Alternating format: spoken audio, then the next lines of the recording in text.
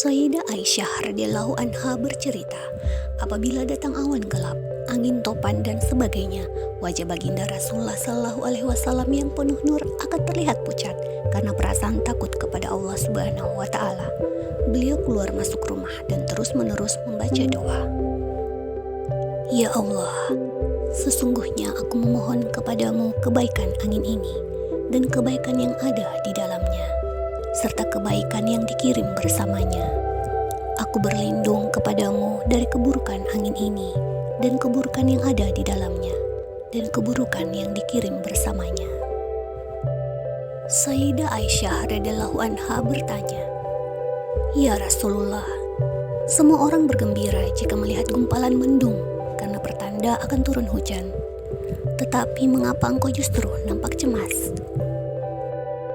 Baginda Rasulullah Shallallahu Alaihi Wasallam menjawab, Wahai Aisyah, aku khawatir di dalamnya ada asap, karena itulah aku merasa cemas.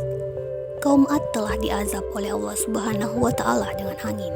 Ketika melihat gumpalan mendung, mereka sangat bergembira. Mereka mengira akan turun hujan, tetapi ternyata yang turun adalah azab.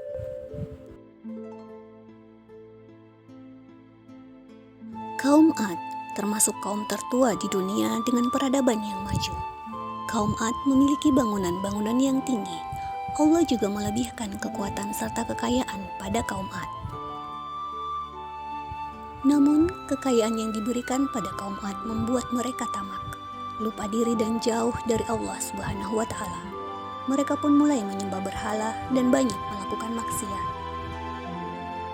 Allah Subhanahu wa Ta'ala lalu mengutus Nabi Hud alaihi salam untuk memperbaiki akhlak dan kelakuan kaum Ad. Nabi Hud alaihi salam menyerukan kepada kaumnya untuk menyembah Allah dengan menunjukkan bukti-bukti keesaan Allah. Nabi Hud alaihi salam memperingatkan bahwa kekeringan yang terjadi adalah azab Allah.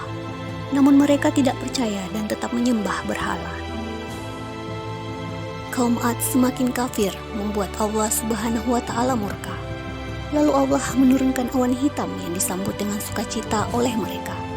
Namun awan itu bukanlah awan penanda hujan, melainkan awan yang disertai dengan angin kencang yang membawa bencana.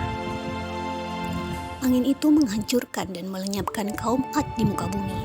Mayat mereka pun berserakan ditutupi pasir-pasir. Angin dingin terus bertiup hingga akhirnya semua kaum Ad musnah dan tak ada seorang pun yang tersisa di antara mereka. Sungguh sangat pedih peristiwa yang dialami kaum Ad. Jika Allah sudah berkehendak, maka tidak ada seorang pun yang terhindar dari azab pedih yang diberikan pada hamba yang mengingkarinya. Rasa takut Rasulullah Shallallahu Alaihi Wasallam pada Allah Subhanahu Wa Taala sungguh sedemikian rupa, sehingga ketika datang awan gelap atau angin topan, beliau teringat azab yang telah ditimpakan oleh Allah Subhanahu wa Ta'ala kepada kaum-kaum terdahulu. Inilah perasaan takut kepada Allah yang Maha Suci. Apabila kita melihat gempa, angin kencang, bencana banjir, dan berbagai peringatan kecil yang datang dari Allah, hendaknya muncul perasaan takut dalam diri dan segeralah bertaubat, beristighfar, mohon ampun atas segala dosa-dosa.